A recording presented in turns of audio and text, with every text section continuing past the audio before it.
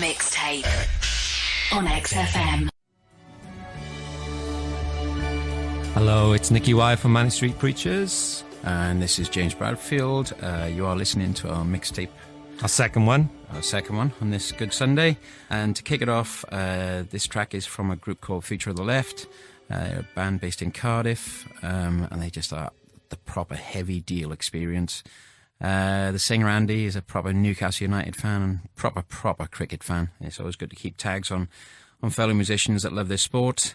And this is called Real Men Hunt Impacts. 46 seconds in your company.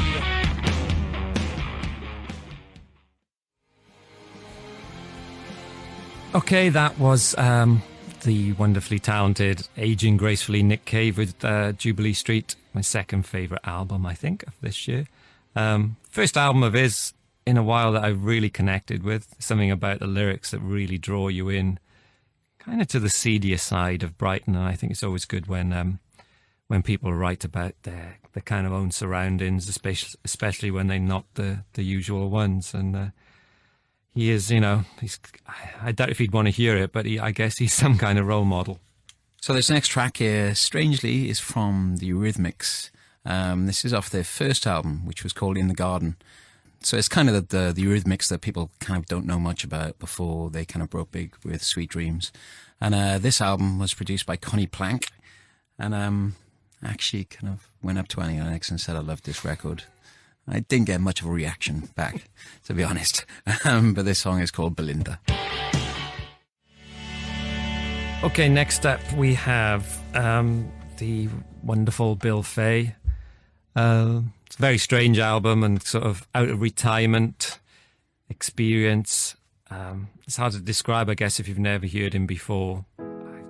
Lost talent, I suppose, is the best way of going into it.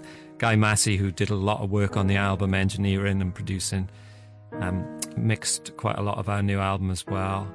And this cover of one of my favourite Wilco songs, Jesus, etc., he takes it to a new level, I think, of sadness. Again, it's an amazing lyric originally, but I think Mr. Fay turns it into something, kind of reverses it into something more spiritual, really. It's a great album, and it's one of those where you're just really pleased that someone gets recognition, in their more advancing years, shall we say. I'll stick around.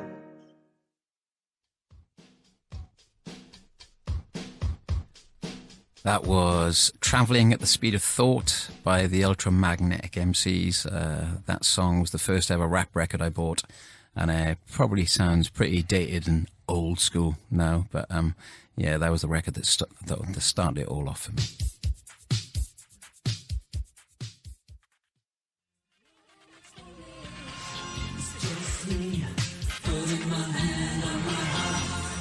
You just heard Hand on My Heart by Shriekback, one of the bands in the kind of 80s that believed that the spine was the bass line. Slap bass.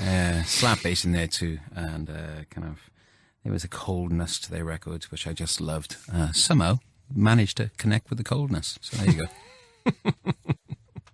So from James's love of coldness, I think we go to something very warm and uplifting. Stand by Sly and the Family Stone.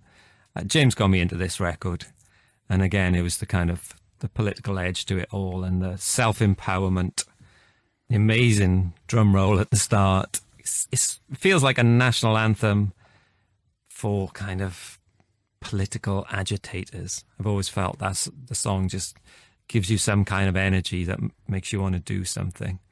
And a true maverick and a true star, I guess, Mr. Sly and the Family Stone.